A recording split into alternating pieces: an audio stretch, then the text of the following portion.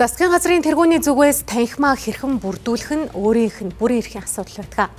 За гэвч намын дотоод эв нэгдлийг хангана гэдэг шалтгаанаар өөрийн дураар сайднараа томилох боломжгүй байдалд ороод байгаа юм. За угтаа болгогчдор засгийн газрын танхимаа бүрдүүлж өнөөдөр анх дугаар хуралдаан их байсан хэдий ч шийдлээ танилцуулж чадалгүй удаашрсаар байна. Засгийн газрын тэргүүнд ашиггүй өнгөрүүлэх хугацаа авахгүй. Учир нь түл шатхан үнээс улбаалan эдийн засагт үзүүлэх сөрөг нөлөөлөлт оновчтой шийдэл гаргах шахалт гүйцэтгэх засаглалын тэргүүнийг шавдуулсаар байна.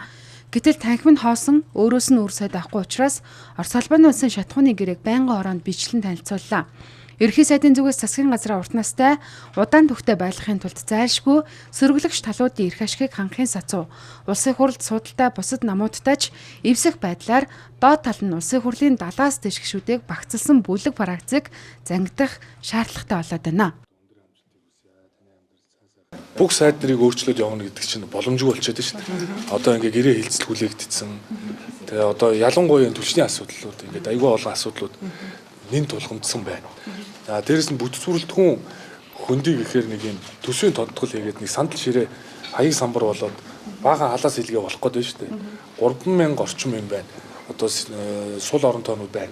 Би өнөөдөр тэр сул орон тоонуудыг чөлөөлж гээд ингээд хэмнэлтүүдийг гаргаж авч байна. Учирлын тэргүүлэх засгийн газарт ажилтайгаа танилцах хугацаа авахгүй эмээс өмнөх засгийн газраас 5 сайдын судлыг солино гэсэн мэдээлэл гарлаа.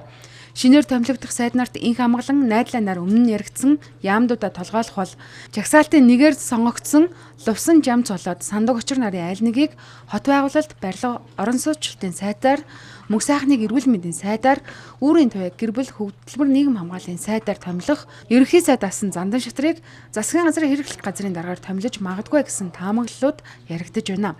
Мөн хүн намд албан ёсоор засгийн газарт эвсэж ажиллах саналыг хургуулсан юм а.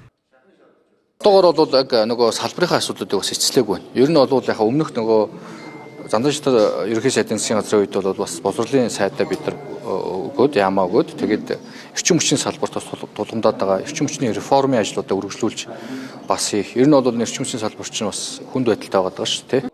Хүн намын хувьд даргын зөвлөлийн хурлаараа засгийн газар дахин эвсэх хэсэг асуудлыг хэлэлцэж байна. Мөн иргэний зэрэг ногоон нам болоод үндэсний эвслүүдийг засгийн газартаа багтаах нь уу гэдэг нь тодорхой байна.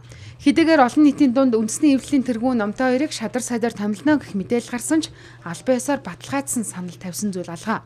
Түүнчлэн иргэний зэрэг ногоон намын гишүүн Батболдыг ерөнхий сайд учралтай илүү ойр хүрээлийн гэх мэдээлэлч жиг зэлсэн нь байгаль орчин өөр амьсгал өөрчлөлтийн сайдын суудалд солигдохгүй гэх баталгаагүй байдлыг үүсгэж байна.